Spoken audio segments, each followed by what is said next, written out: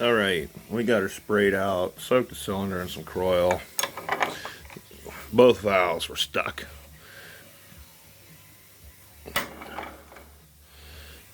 I got that exhaust valve, it'll want to go down on its own here.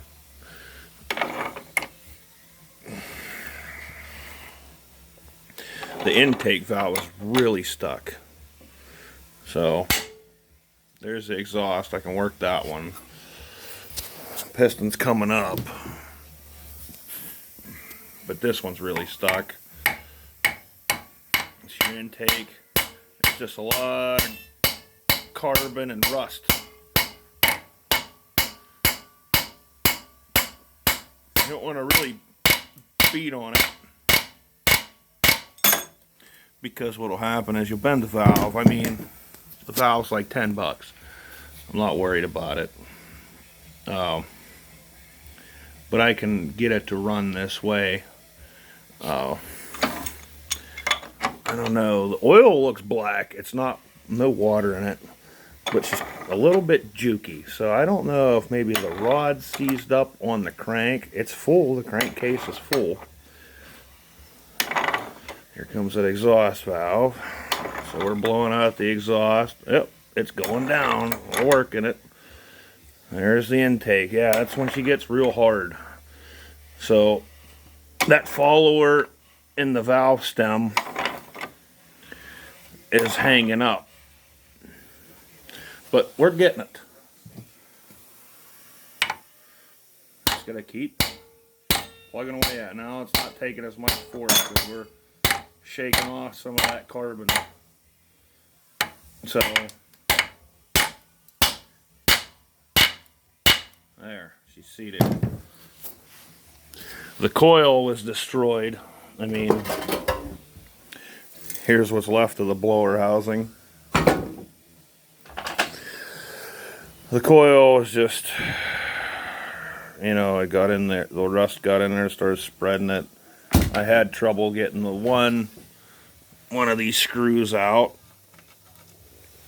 I believe it was this one. I had to actually drive a 6mm onto that to get it to come out, but it came out. This stuff ain't hard, it just takes time.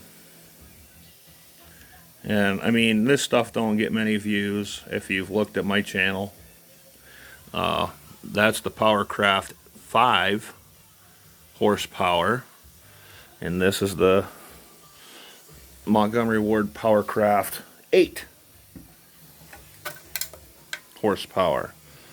So if you look through my videos, you'll see what I did to that. That was a $20 barn find, and I used it to till my garden and till in front of my house. I just put a new belt on it today. So, and when I went to get the belt, this was sitting at the guy's small engine shop, and I said, "What do you want for that?" I says, "It's seized up." I says, "What do you want for it?" And he says, "I don't know, $15, because I mean scrap."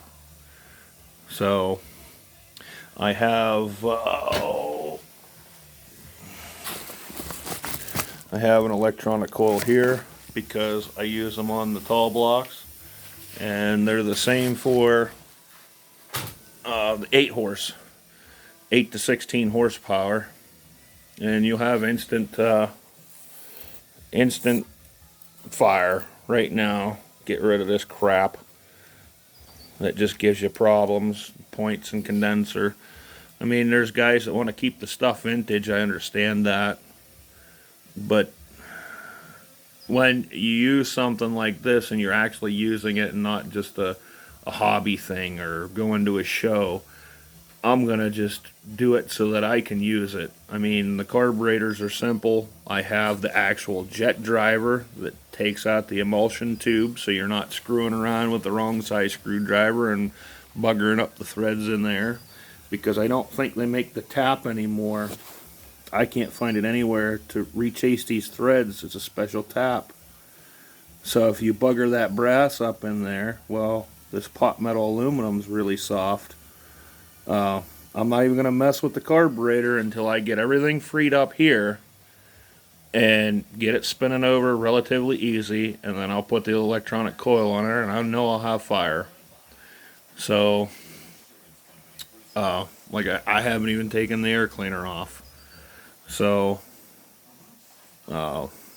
just a pipe wrench on this side. You obviously don't want to be smacking on your flywheel. I have a new clutch. I'm going to change that one out because she's pretty well stiff. I mean, I could probably clean it up and get it to work again, but that 5-horse right there, the clutch, something happened to it, and it sucked the rope in real hard and sheared the key. So I'm not even going to mess with trying to get this clutch to work. I have a brand new one. So the cylinder does not look bad at all. I just used my air compressor and blew it out with the old blower gun here. And yeah, just trying to pass some time today. And I'm not really getting too much in a hurry on this. All the holes chased out okay. I did run I have a, 5/16 tap is what I used, and chased everything. Everything was fine. There's the head. All the bolts are still in it. Yeah. Generally, if you're having trouble, you don't want to snap those head bolts. Just take your Tanya Harding and tap on them. Just whap, whap, whap, whap, and it just shocks them enough to break the gulling. You know, you got to figure it's been cooled down, heated, how many hundreds of times, and that aluminum will gull to the steel bolts. So always keep that in mind. I mean, like I said, my stuff don't get too many views. If anybody's looking at this stuff and is actually interested, I mean, I got some tips I can give. Ask me questions. If you're having trouble, or, I mean, don't throw this stuff away. This is Americana. I mean, as stupid as it sounds, they don't make stuff this good anymore. Okay, 1969, and I put a little bit of time into it. The coil's like $16. Rebuild the carburetor for, I don't know, I can't remember what they cost, $20. You know, clean it up, maybe put a head gasket in. I'm going to reuse this one because it's fine and they are reusable. I just got to get that valve freed up, and once it's free enough that it returns on its own, then I'll go more in depth. But it's just a matter of working things loose. I mean, it's probably sat in the same spot for 20 years at least. And, you know, somebody might have pulled the pull cord out of it because it ain't in it. Or it's in it, but there's no handle on it. And just said screw it and left it set. And a lot of this stuff that's what happens. People give up on it because it's a throwaway world anymore. And I don't like being part of it. I'm 37 years old. This stuff's older than me. And it will still work. But in today's generation, the way people are raised is just buy new, buy cheap. And I know a lot of people ain't going to like hearing it, but yeah, I could throw a Harbor Freight Chinese engine on it, but do you really think I want to throw a Chinese engine on a piece of Americana? You know, these flatheads will run forever as long as you take care of them.